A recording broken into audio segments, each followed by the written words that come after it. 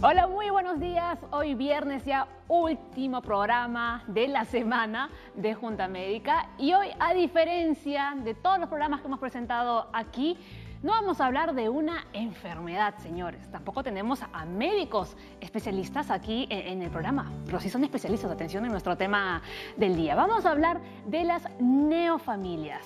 Son los nuevos modelos familiares que han ido apareciendo con el paso de los años. Ya atrás ha quedado, ¿no?, el clásico dibujito que hacían los pequeños de papá, mamá, ¿no?, y los hermanitos. Hoy en día incluso ese dibujo puede estar compuesto hasta por los abuelos y hasta una mascota. Vamos a saber todo acerca de las neofamilias. Empezamos Junta Médica.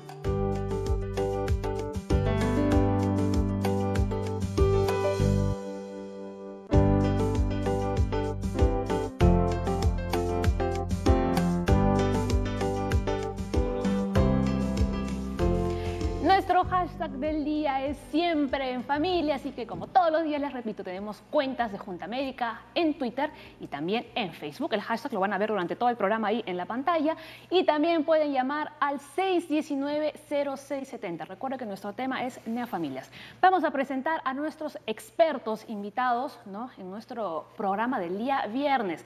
Está con nosotros Olaf Romero, psiquiatra y psicoterapeuta de familia y viene del Instituto de Salud Mental Honorio Delgado Hideo Noguchi. También está con nosotros León Trattenberg, educador del colegio Aleph, y Daniel Dreyfus, psicólogo y además presidente del Centro de Psicoterapia Psicoanalítica de Lima.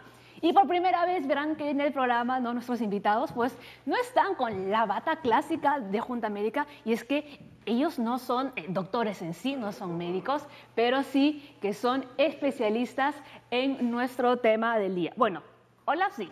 Por favor, ¿le pone su bata al psiquiatra? Bien, vamos a ver en este momento en la pantalla, ¿no?, algunos enunciados para que ustedes puedan reflexionar. Algunos pueden que estén de acuerdo, otros que no, pero bueno, son temas que se van a debatir aquí, ¿no?, en el programa. Les recuerdo que nuestro tema son las neofamilias. Vamos con ello. El concepto de familia es dinámico, aunque el modelo tradicional es aún hegemónico. Los nuevos esquemas familiares están creciendo de manera firme. Diferentes tipos de núcleos familiares se pueden formar alrededor de grupos de personas unidas por vínculos afectivos o de convivencia. Cada familia tiene su propia dinámica que se manifiesta a su manera, dependiendo de la interacción entre sus miembros. Eso es cierto, ¿no? Con el paso de los años, los modelos tradicionales de la familia, digamos, ¿no?, existen, eso no lo puede negar nadie, pero han ido cambiando. Así es. ¿Por qué? La pregunta es ¿por qué? La pregunta clave, ¿por qué? A ver, ¿por qué? Adelante. Hay una evolución de todas maneras. Cuando hablamos mucho del modernismo, este modernismo también implica el modernismo o la evolución de la sociedad. Y si consideramos de que la familia es el núcleo específicamente dentro del ámbito de la sociedad, entonces estamos hablando de que también la familia ha evolucionado hacia parámetros nunca antes tal vez pensados, hace unos 40, 30 años atrás. Entonces, ese aspecto, en algunos lugares, y dependiendo también los países en donde se esté dando, hay mayor aceptación, menor aceptación, digamos una aceptación adecuada. Están en plenos procesos de cambios desde el punto de vista médico, legal, social, y entonces es una transformación muy importante que se tiene que tomar en cuenta y que la sociedad justamente debe estar al tanto específicamente de esta situación. Es la verdad como un templo, ¿no? En algunos países, por ejemplo, como Europa, ¿no?, algunas sociedades están mucho más desarrolladas. En Perú, ¿cómo está este tema? Bueno, nosotros somos un país tan heterogéneo, ¿no? Heterogéneo, donde podemos tener lugares en donde, pues, como en la sierra o en la selva, se mantenga mucho el aspecto del núcleo familiar específico básico, ¿no? Como que en otros aspectos, otros distritos en los cuales puede haber una cierta variación.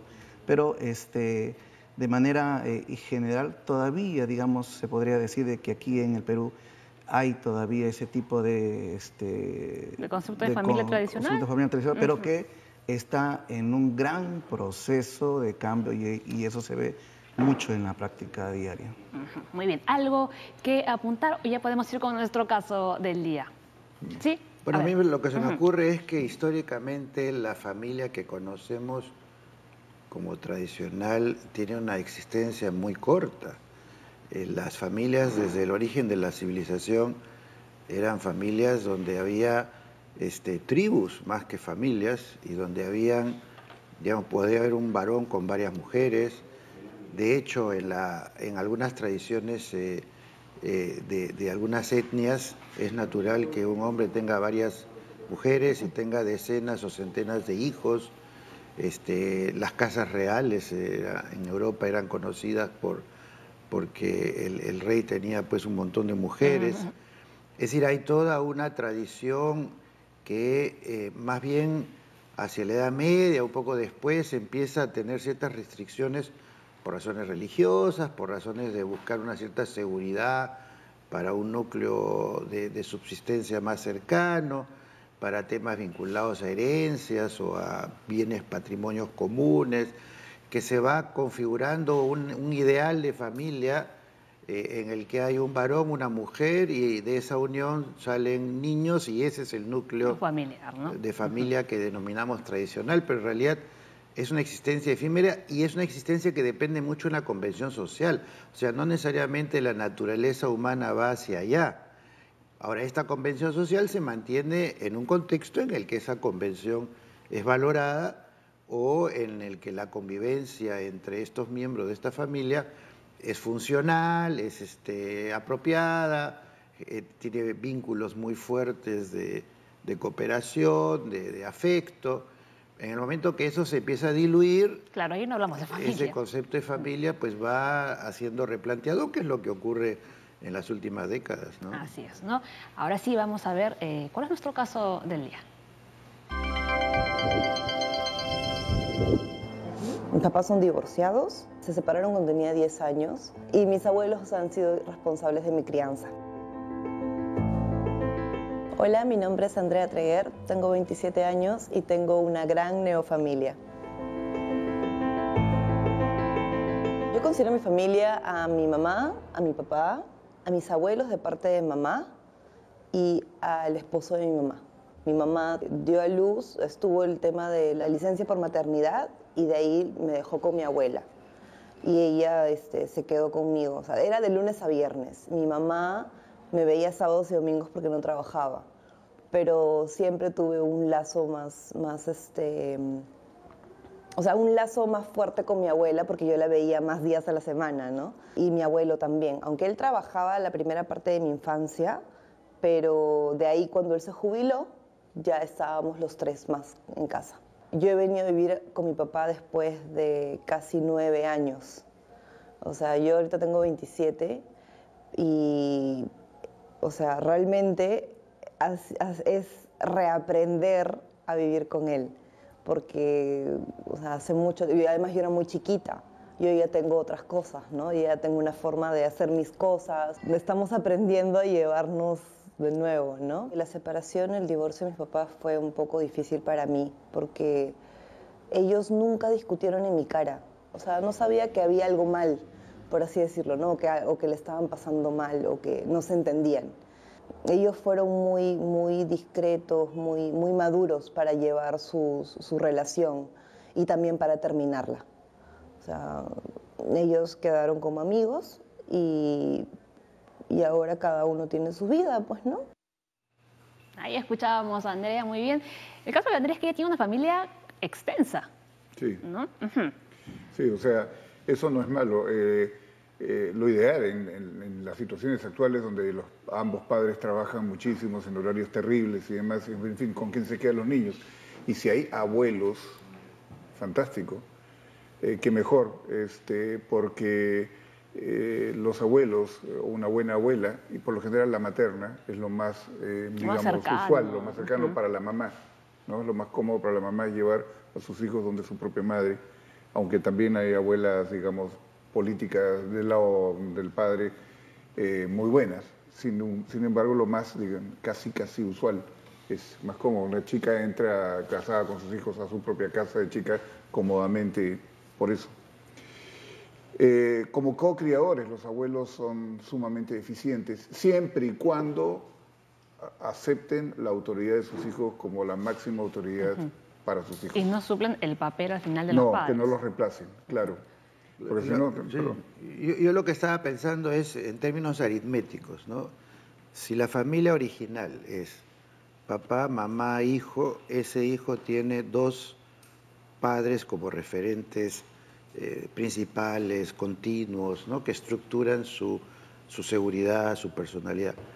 Si de pronto esos dos padres se convierten en cuatro, porque al separarse cada uno tiene otra pareja, aritméticamente, digamos, vamos dividiendo, fraccionando las vinculaciones o las frecuencias, y si a eso le agregamos que aparecen hermanos que no nacieron juntos, sino que llegaron con el nuevo miembro de la familia, y a eso le agregamos que si yo tenía dos abuelos, de pronto tengo 6 o 8, y de pronto aparecen tíos, entonces tú simplemente por una cuestión didáctica, ¿no? Aritméticamente, mi lugar como hijo en la familia, de ser, digamos, la mitad del centro de atención de dos padres, se convierte en la octava parte o la décima parte. Lo uso solo como una figura porque obviamente puede ser un vínculo completo con todos ellos, pero sí muestra que hay una mayor probabilidad de debilitamiento de vínculos, de comunicación, si es que uno no cuida esos elementos a la hora de reconformar, digamos, la familia. Eso, por ejemplo, más o menos Andrea comentaba, ¿no? Que al final ella se quedaba con la abuela todo el día, ¿no? Porque la mamá se iba a trabajar y ella sentía que tenía un lazo mucho más cercano con la abuelita que con su mamá. Puede pasar, no es lo ideal, puede pasar, pero es que en realidad los abuelos suplen efectivamente cuando lo hacen bien. Una buena nana también puede funcionar así en algunas ocasiones. Hemos visto situaciones en que la nana resulta ser mejor figura materna que la madre biológica, lamentablemente. Pero en términos de neofamilias, el caso de Andrea, es la familia extensa a cargo de hacer de la niña una mujer saludable luego de adulta, que es la función finalmente de la familia, ¿no? Y otro dato importante es que ella comentaba que después de muchísimo tiempo ella fue a vivir con su papá. ¿No? ¿Algo que comentar ahí con ellos? Sí, el caso que nos han presentado y tomando en cuenta lo que también ha mencionado, como médico yo también en las diferentes charlas yo le pongo la comparación con el cuerpo humano. Si bien es cierto, tenemos el cuerpo humano, una parte muy importante para el sostén de todo el cuerpo es el esqueleto. Entonces, en la familia, ese esqueleto lo podríamos comparar con los lazos relacionales que hay entre los miembros de ese grupo familiar, ¿no? De ese grupo de personas. En el caso específico de lo que estamos viendo, se ve que los lazos que ella tiene no solamente con sus padres progenitores, sino también con los abuelos que cumplen el rol, pero eso a ella le genera, se asume un bienestar que justamente genera el mayor apego, el mayor cariño, el mayor afecto, y donde uno tiene mayor afecto, se supone que pues por naturaleza tiende a estar mucho más con esa persona, ¿no? Ese caso inclusive hasta podría muy bien encajar en lo que también a veces se denomina el tipo de familias de padres separados. Así es. Que llegan a un... Es que es eso justamente. Como decir, ¿no? Hay que mantener la fiesta en paz ya. No nos llevamos tú y yo. Así que yo vivo acá en este rinconcito, no te voy a decir nada, no te voy a hablar nada, pero tú ya ves acá, yo voy a aportar de repente esto con todos los hijos, y así se lleva toda la familia. Y los hijos lo entienden, entre comillas, como que así tengo a mi papá, tengo a mi mamá, pero que no están juntos. Ahora, una cosa bien importante es no confundir roles. El rol del abuelo, el rol del tío, el rol del hermano, el rol del padre o la madre es otro. Entonces puede ser que hay ciertas funciones que en ausencia de uno lo asume otro, puede ocurrir, pero no se puede confundir el rol de mamá con el de abuela. Pues son roles distintos, son generaciones distintas, son vínculos distintos. No es lo mismo que tu hija, que la hija de tu hija, por más que quieras y te esfuerzas y cumples las mismas funciones, son en la psicología de cada uno de los miembros de este grupo, el simbolismo y la realidad de cada figura es otra. Entonces hay que tener mucho cuidado con eso y sobre todo cuando están juntos. Ajá. El abuelo, la abuela, el padre, la madre. Conviven todos. Porque se tienden a confundir roles. Una de las fuentes principales de conflicto en los hogares de ese tipo es la superposición o la interferencia. Por ejemplo, si la abuela es una persona de mucha autoridad y la madre quizás un poco más débil o más blanda, ¿no? O se intimida por la abuela, todo eso va a afectar la vida emocional de esa familia. Así es, ¿no ¿no? es cierto? Y es muy interesante lo que usted nos está contando y también es bien interesante lo que Andrea nos va a contar después en la segunda parte del testimonio. No se mueva que ya regresamos con Junta Médica.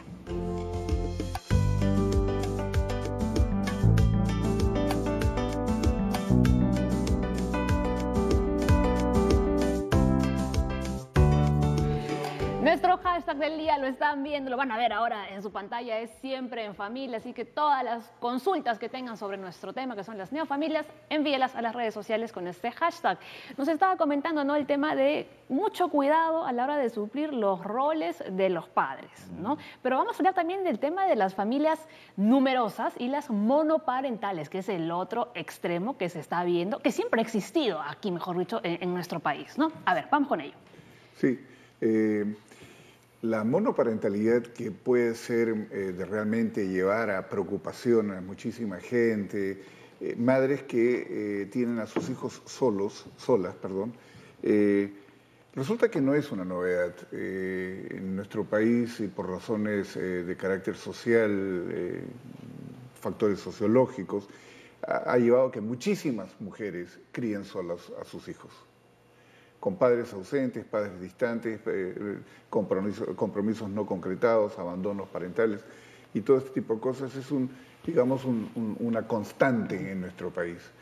Pero hay en estos momentos una serie de avances en la biología que permiten que una mujer pueda congelar sus óvulos, ¿no es cierto? Claro. Y pueda, o hacerse una inseminación artificial, escogiendo de un banco de esperma, de semen, los espermatozoides ideales con los cuales quiere fecundar sus óvulos y tener en esas condiciones un hijo donde la figura de un padre real, concreto, biológico, no existe. Este tipo de cosas también está pasando. La pregunta es qué pasa con estos niños, si van a ser niños comunes y corrientes como todos los demás, y qué pasa con la familia tradicional, qué pasa con la figura del padre y este tipo de cosas.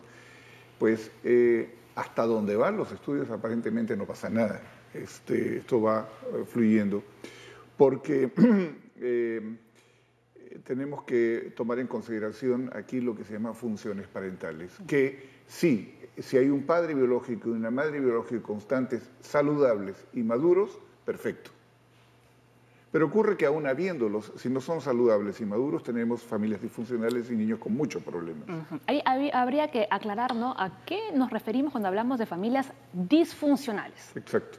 Una familia disfuncional es una familia donde hay una gran incapacidad de poder ponerse en el lugar del otro y de cumplir la función de la familia. La función de la familia, o sea, la institución familia no va a desaparecer. ¿Por qué? Porque siempre hay, como en esa foto, una criatura que requiere ser cuidada por una persona adulta, madura, que se encargue de completar lo incompleto de esa criatura que tiene que crecer y desarrollarse. Siempre tiene que haber alguien que cuida a alguien. El ser humano no puede, como un pollito, salir picando su comida en una. No puede. O sea, se requiere alguien que cuide a este ser en crecimiento y en desarrollo. Ahora, si ese alguien es el padre biológico, es un abuelo, es la madre sola, en tanto supla las necesidades que ese niño necesita para ser saludable, va bien, en tanto puede hacerlo.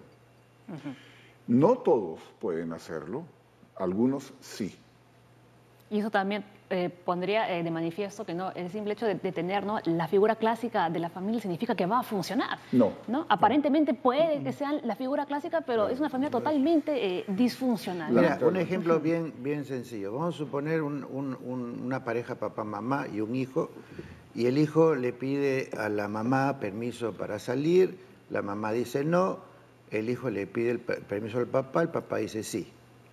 Conflicto. Entonces tienes un ejemplo típico, sencillito, de que la desavenencia entre los padres no solamente implica que no hay una cohesión, sino también transmite un mensaje al niño de que todo es arbitrario, es caótico, no hay una línea, no se sabe qué está permitido, qué está prohibido, cada uno hace lo que le da la gana, y ese niño, si eso se repite cotidianamente, 1000 cosas, lo que va a hacer es crecer en el desorden, en el caos, en los dobles mensajes, en la ambivalencia, en la falta de seguridad, en el sentimiento de incomunicación.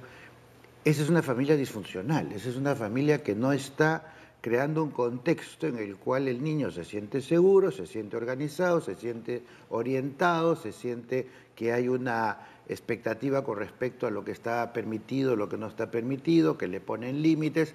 Esa es una familia funcional. Claro, o sea, realmente no son un equipo, cada uno va por su lado. Toda familia en la que el niño no encuentra esa seguridad, esa contención, ese afecto, esta comunicación sin ambivalencias, termina siendo disfuncional. Otra familia disfuncional es aquella donde los padres niegan la realidad de sus hijos. Por ponerlo en forma muy sencilla, si un niño, por ejemplo, no escucha, pero los padres niegan que no escucha y simplemente dicen es flojo, o está descuidado, no presta atención, qué sé yo, el perjudicado es el niño, porque no están funcionando como padres que cuidan y se preocupan por la salud de su hijo.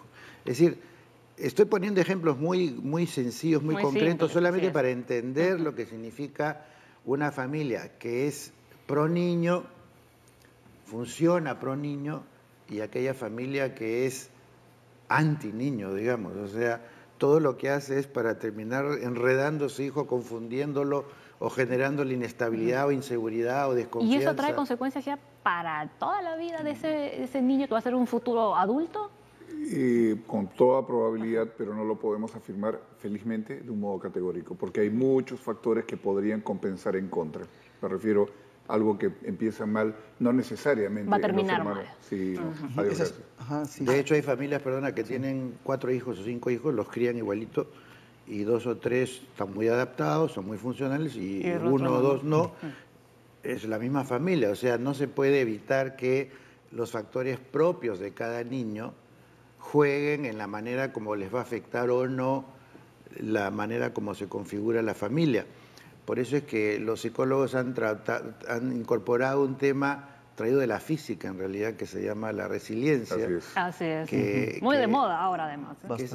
Digamos, la física viene a ser la capacidad de un objeto de soportar una torsión sin romperse y que regresan a su estado original a pesar de que le aplicas una fuerza para romperlo o doblarlo. Igual ocurre con los niños. Un niño muy resiliente es un niño que, a pesar de todas las condiciones desfavorables, tiene los recursos, la capacidad innata, lo que fuera, para sobrellevarlos y salir adelante. Entonces no hay un determinismo, pero obviamente condiciones favorables tienen un mejor pronóstico que las condiciones desfavorables, ¿no es cierto? Lo que estamos conversando me hace recordar mucho, digamos, ese dicho muy común que dice, ¿no? Casado, casa quiere. Que, digamos, que por algo lo decían nuestros abuelos, nuestros antepasados, ¿no? Pero eso en la práctica no se ve. Y lo que mencionan muy bien acá es de que, y está demostrado científicamente, de que en los primeros años, digamos, de la formación de esta nueva familia, es muy importante el aspecto de los vínculos, del apego que se pueda generar para el futuro de estos niños, de estos adolescentes, ¿no? Porque se está justamente implicando mucho en el neurodesarrollo de estos niños y futuros adolescentes. Entonces, lo que muchas veces los padres no se dan cuenta de ese aspecto. Entonces, si la idea es de que nosotros nos unimos por un aspecto afectivo y tenemos una meta a futuro, con la unión, esto va distorsionándose, va afectando el rol que han querido colocar cada uno de ellos y finalmente también afecta en escalada al resto de los miembros de la familia. Y si a eso le aumentamos otro tipo de roles de personas que, entre comillas, pretenden asumir ese tipo de rol, ¿no? Digamos, entonces los hijos, los futuros adolescentes tienen bastantes problemas en relación a la formación de su temperamento, ¿no? Podemos mirarlo Y va finalmente originando situaciones que a propósito de eso, llegan a una podemos mirarlo disfuncionalidad, ¿no? al revés. O sea, cuando un adolescente o un adulto va al psicólogo porque tiene un problema de adaptación, de equilibrio emocional, algún tipo de patología, lo primero que le preguntan es ¿cómo fue tu infancia? O sea, ¿qué pasó cuando eras niño? ¿Cómo eran tus padres? ¿Cómo era tu relación? Porque generalmente eso deja huellas, pues, para toda la vida. Entonces, si uno quiere evitar que el adolescente o el adulto tenga este tipo de manifestaciones que requieren después algún tipo de apoyo terapéutico, la principal prevención es cuidarlo en su infancia, Desde pequeños, ¿no? ¿no? En los primeros años. Así es. Así es, ¿no? Sí. Vamos a escuchar, ¿no? Andrea, vamos a ver la segunda parte de nuestro caso.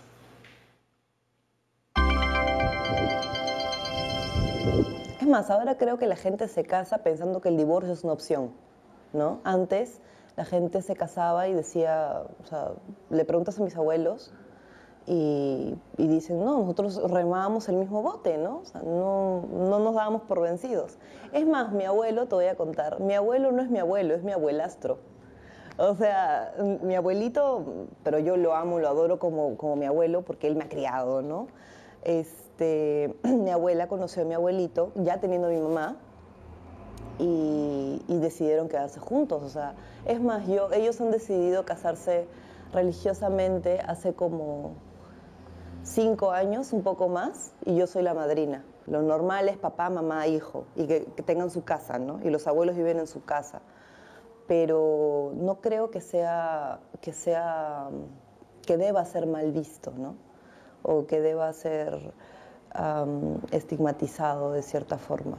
Hay muchas mamás o sea, que son familias conformadas de 2 personas, mamá e hijo, mamá e hija, o abuela e hijos, porque los papás fallecieron o están en el extranjero trabajando. Sea quien sea que quiera tener o tenga el amor para tener y querer una familia, creo que debe ser respetado. Ya sea 2 chicas, 2 chicos, hombre y mujer, un par de abuelos, o sea, no hay problema. Yo, la verdad, sí me gustaría ver a mi país dar estas opciones a todo tipo de persona que quiera dar y recibir amor. Muy bien, nos han quedado sorprendidos aquí nuestros especialistas con todo lo que nos ha estado contando Andrea, ¿no? Bien interesante también. La familia es de avanzada, ¿no? O sea, y esto que cuenta Andrea, pues empieza a aparecer con alguna frecuencia, ¿no es cierto?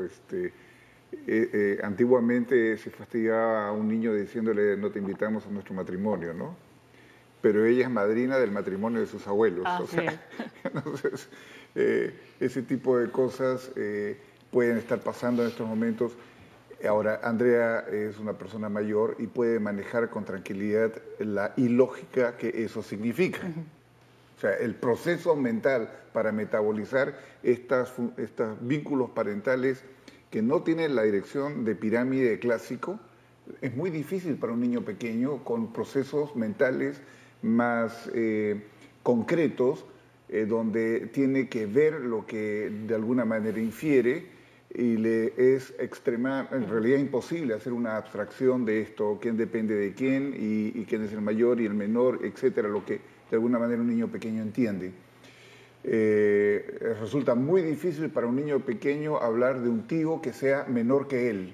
Ah, también. ¿Por qué? Porque él es hijo de un hermano mayor, ¿no? Etcétera. Y ese tipo de cosas es muy difícil, pero eso no es antinatural. Me refiero, puede ser que la mamá haya tenido, digamos, la abuela de este niño haya tenido un hijo luego del nacimiento de su nieto. Así es. Ahora, hay un ingrediente que hay que tomar en cuenta y es que hoy en día, creo que en el mundo, pero en particular en el Perú, las familias que no responden al modelo tradicional, papá, mamá, hijo, juntos para toda la vida, es la minoría. Lo que quiere decir que la mayoría de los niños que van al colegio son niños que vienen de familias que no son como ese modelito que alguien tiene en mente, ¿no? Y si nosotros tratamos de plantearle a los niños en la escuela que la familia es papá, mamá, única pareja para toda la vida con sus hijos, lo que estamos haciendo es discriminando a la mayoría de los niños cuyo modelo familiar no es ese. Y entonces es bien importante cómo uno acoge y acepta que estas familias existen en condiciones de paridad, porque hay diversidad de familias versus las posturas que dicen, hay una familia que es la correcta y todas las otras son anormales, Eso es porque cierto, ¿no? están atacando a los niños de esas familias. Y luego, después de la pausa, nos vamos a ver cómo se está enfocando esto en la currícula escolar, un tema también muy importante. Ya regresamos.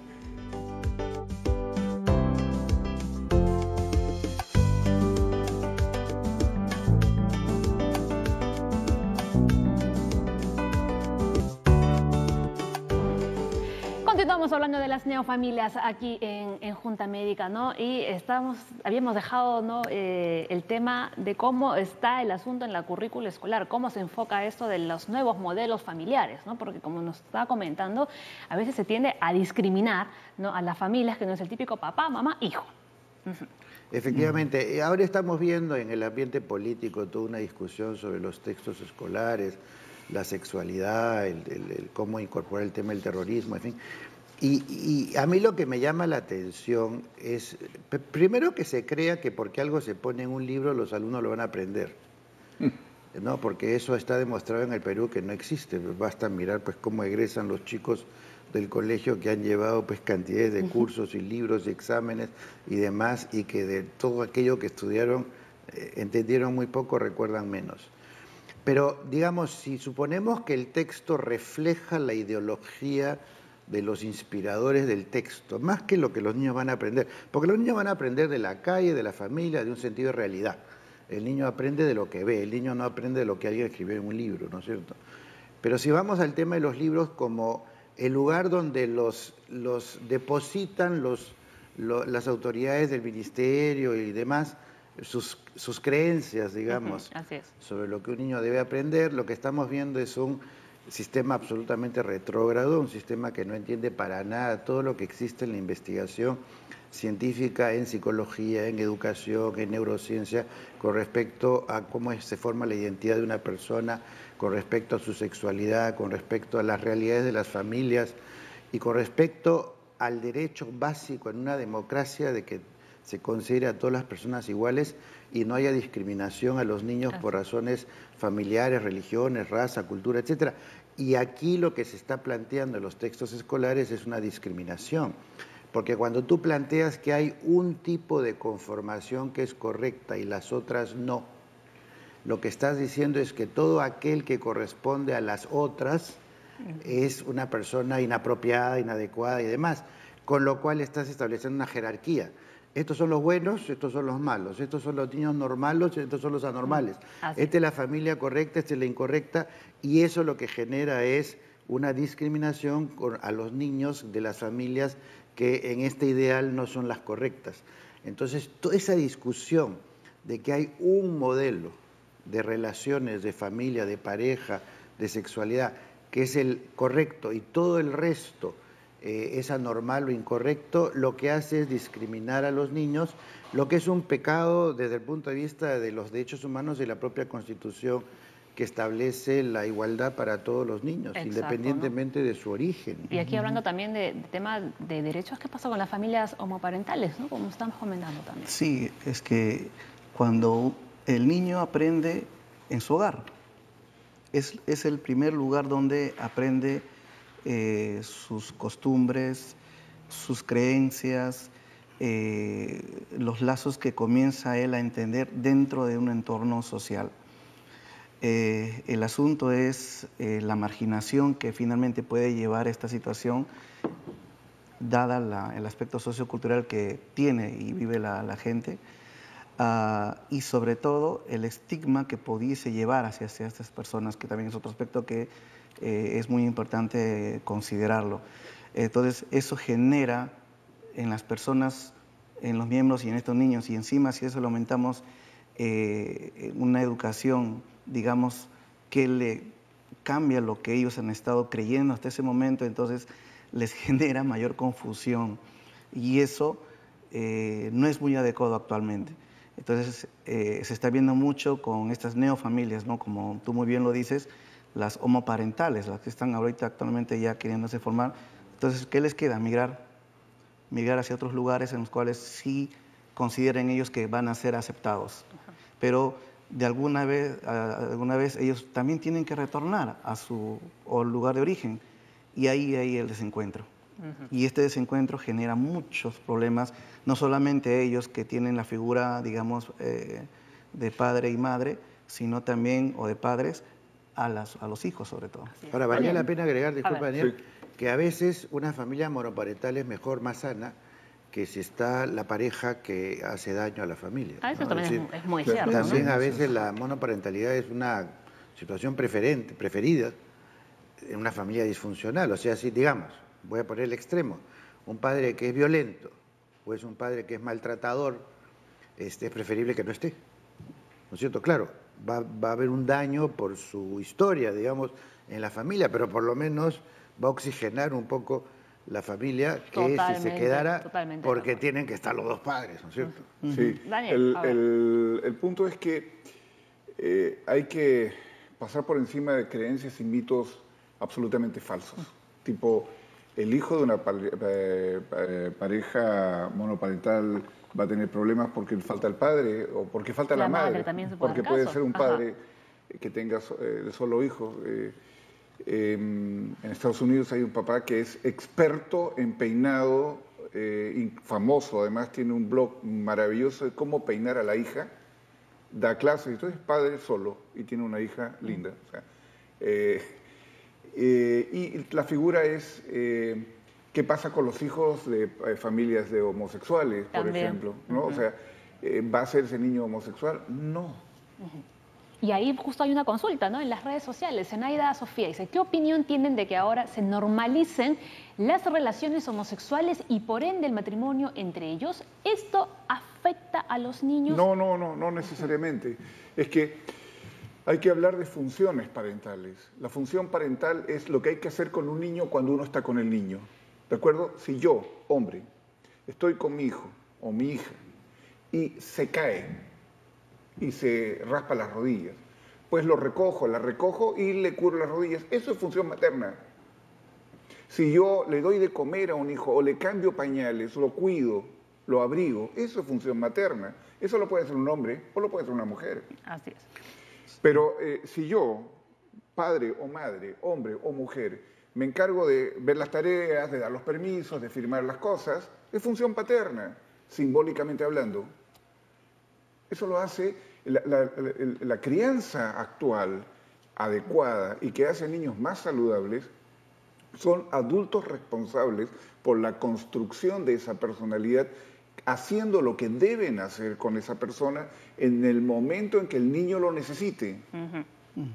Y, a ver, Sí, hay un estudio que se realizó en Virginia y que marcó todo un hito justo con respecto a esta pregunta. Y fue el hecho de que compararon cómo fue el desarrollo de la salud mental de los niños y adolescentes de familias, comparando familias heterosexuales con familias homoparentales.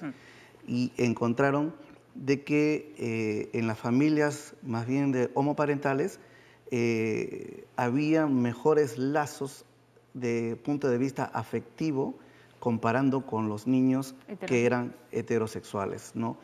Hay otros estudios que tal vez encuentran algunas diferencias, inclusive encontraron menos circunstancias de problemas, digamos, específicamente de salud mental como ansiedad, depresión, en este tipo de personas. Entonces, eso originó toda una revolución realmente, un debate, ¿no? Todo un cambio. Y como muy bien lo mencionan los que me acompañan, son mitos realmente, ¿no? La evidencia científica lo menciona todo lo contrario. Podríamos agregar, vamos a suponer que hay un varón cuya opción, su preferencia, su identidad sexual lo lleva a enamorarse de otro varón o a desear estar con otros varones, pero por estar políticamente correcto se busca una mujer como pareja para tener hijos.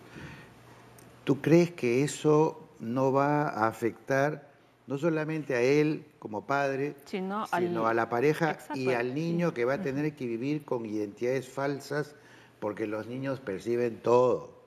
Es decir, mientras más sincera sea el ambiente familiar, las relaciones, más naturales serán y menos menos elementos tóxicos van a haber porque uno está aparentando hacer o quiere quedar bien con el Aparentar lo que no otro. es. O Exactamente. Sí, claro. Así es, vivir claro. la vida en su sentido más honesto. Y de una manera u otra, además, acaba transmitiendo, aunque lo quiera aparentar, pero siempre va a acabar Va transmitiendo. a pasar, claro. Sí, sí, Los sí, niños sí, no sí. se dan cuenta, es un mito. Y voy a explicar por qué los niños sí se dan cuenta.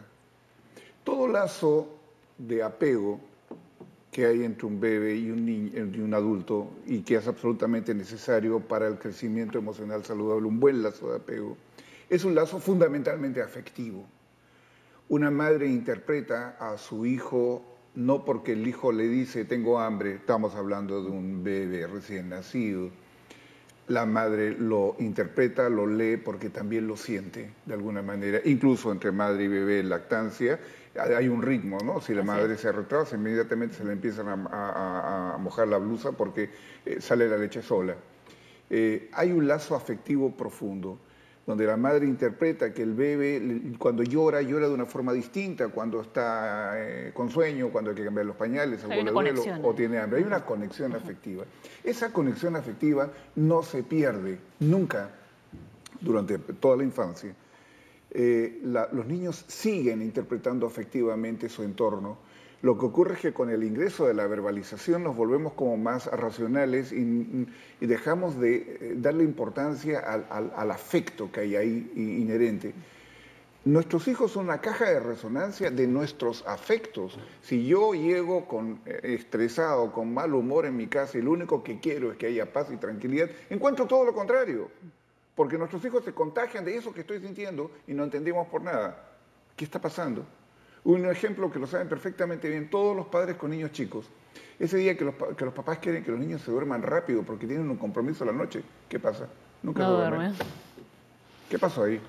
Una de las cosas que yo siempre he pensado cuando veo a los críticos, a las maneras como las personas escogen su manera de establecer sus relaciones para vivir en familia, es que tengo la sensación de que ellos tienen una dificultad con su propia identidad sexual y que de alguna manera están colocándola en otros. Porque si yo me sintiera seguro, me siento seguro en mi identidad sexual, no tengo por qué sentirme desestabilizado porque otro tiene una manera distinta de expresar su identidad sexual. Muchos de los críticos que yo veo en los medios de comunicación con mucha agresividad, con mucha violencia verbal, afectando, cuestionando a quienes tienen otras maneras de vivir pensar. su relación de pareja o de familia, me transmiten a mí la sensación de que ellos tienen miedo de su propia fragilidad sexual o la que podrían tener sus hijos y creen que meterlos en un convento es la mejor solución, ¿no es cierto? Entonces vale la pena mirar también quiénes son los que cuestionan la posibilidad de que cada persona escoja su pareja o la conformación familiar que es la que feliz, le ¿no? permite vivir ¿no? feliz. Sí, Hola, y es muy interesante porque a veces cuando estamos nosotros en el ambiente terapéutico, con la familia, con todos los hijos y los padres, hay una pregunta que a veces se les puede decir y que causa gran impacto en los padres, y es que se les dice, dime la última imagen, recuerdo, idea que tengas de familia feliz. Y no les miento que los televidentes se den cuenta de que el niño o el adolescente se demora y muchos no lo recuerdan. Solamente ese hecho que el padre, la madre lo escuche, lo vea, entonces le genera un gran impacto y entre ellos comienzan a, digamos, a ver, entonces, ¿qué le estoy dando a mis hijos? ¿Qué le estoy dando, no? Entonces, tiene mucho que ver desde el momento en que la madre se entera que está gestando, el momento que lleva toda la gestación, que va acompañada o no va acompañada de repente con su esposo o su pareja o con la persona que asuma ese tipo de rol, de aquella persona que durante los primeros años está con el niño, va a su primer día del colegio, no va, son recuerdos que quedan en los primeros años de vida y que eso va a marcar bastante el futuro de esa persona. Muy bien. Oye, qué tema para más interesante y bastante amplio, esto es cierto, ¿no? Tenemos varias consultas en las redes sociales y vamos a venir con las respuestas después de la pausa.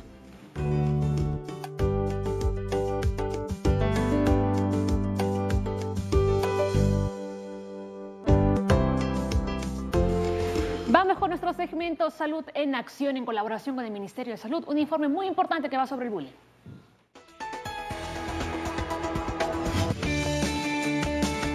El bullying es un tipo de violencia escolar en donde hay una agresión intencional de un individuo o un grupo de individuos hacia una víctima. En este caso hay un desbalance de poder donde la víctima no puede defenderse y se realiza de una manera sistemática, continua, reiterada. Hay diferentes tipos de bullying.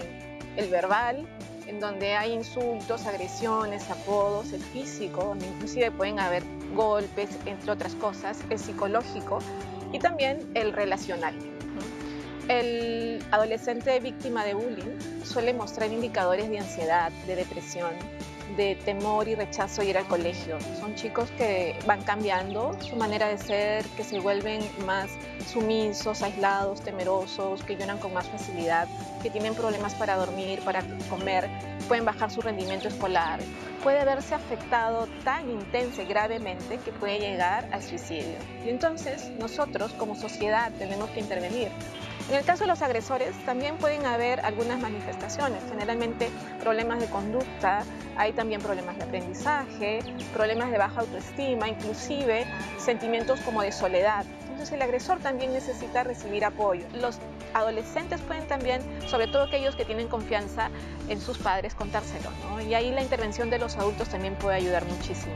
Los chicos que sufren bullying y que tienen redes de soporte, como por ejemplo grupos deportivos, grupos religiosos, grupos espirituales, tienen menos posibilidad de ser víctimas e inclusive de ser victimarios. Las redes comunitarias, los grupos de apoyo dentro de la comunidad son factores protectores.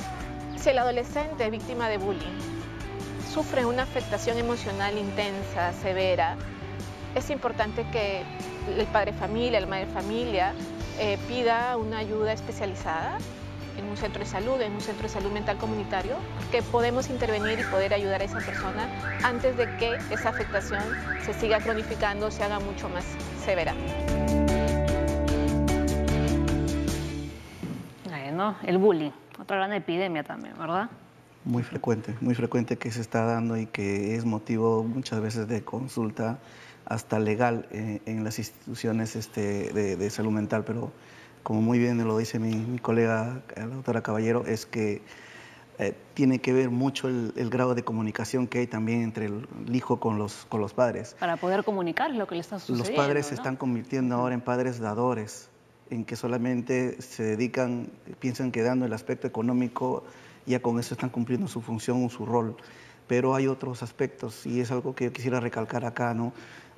A los padres, el amor, el cariño, el abrazo es mucho más potente que cualquier otro aspecto, juguete que pudiese dar, y que eso debería ser el mensaje que deberían llevarse cada uno de ellos. Muy cierto. Vamos con esta pregunta rápido, ¿no? Dice, hace 2 años mi hija de 19 años me hizo abuela. Mi esposo y yo asumimos la responsabilidad del niño para que ella siga con sus estudios, ya que es mamá soltera, mayor aún, ¿qué dice aquí? Al bebé lo hemos, el bebé lo hemos criado como nuestro hijo, entiendo, ¿no? Ahora que tiene 2 años, tengo muchas diferencias con mi hija por el niño, ya que vivimos juntas. No sé cómo actuar ni qué hacer. Sé que es su madre, pero siento que aún no ha madurado para hacer esa función. Yo creo que, señora, usted sería conveniente que consulte con un especialista para ver esta situación, porque su impresión de que su hija no ha madurado podría ser su impresión. Habría que ver si esto es real y qué está pasando entre ustedes. Habría que preguntarnos además por qué es que esta chica tuvo este embarazo no deseado o inesperado. El hecho de que ustedes como abuelos hayan ayudado a co-criar al niño durante todo este tiempo, no los convierte a ustedes en padres, ustedes son abuelos y hay que encontrar la manera en que la madre no pierda su rol, especialmente si, por lo que usted parece decir ahí, la madre está insistiendo en su presencia. Distinto sería que la madre no esté y usted tenga que reemplazarla totalmente, pero no es el caso aparentemente. Yo sugeriría que usted consulte con especialistas como para, usted, su hija y en fin, como para orientarlos y ayudarlos a salir del impasse en el que están. No hay que olvidar que también de amor se ahoga la gente. Muy bien. A ver, y rapidito, un minutito, a ver, para las conclusiones finales. Yo quisiera agregar, ya que han hablado del bullying, al final, que hay uno de los principales promotores del bullying es la propia escuela, más allá de los agresores y los agredidos. El momento que la escuela le entrega poder a un niño por encima del otro, establece relaciones de jerarquía. Por ejemplo, este niño es bueno, este es malo, este es un premio, a este le doy un castigo. Este niño tiene 20, el otro tiene 10. Yo, como escuela, estoy creando las condiciones para que uno se sienta con el derecho de agredir al otro y el otro, de alguna manera, someterse al agresor, porque la escuela, a través de su sistema de notas, ha creado un ranking de quién es bueno y quién es malo, y de alguna manera crea las condiciones para que unos abusen de los otros. Así es, ¿no? Sí, y que se entienda que la familia se está transformando. En esa transformación, el rol tiene que ser lo fundamental, y lo que mencionaba ahí en el caso, ¿no? Ella dice, tengo duda de que mi hija pueda ser buena mamá. Ahí está el quid del asunto. Esa duda le genera situaciones y no debe dudar. Ese conflicto. Ese conflicto, ¿no? Y eso es lo que muy bien debe ser visto por un especialista y tratar de llegar a un acuerdo. Perfecto, se nos acabó ya el programa del viernes. El lunes nos reencontramos con más Junta Médica. Que tengan todos un buen fin de semana. Se queden con la programación de TV Perú, Jaime Lertora y A lo Grande. Gracias, Ciara y Toque X. Chao.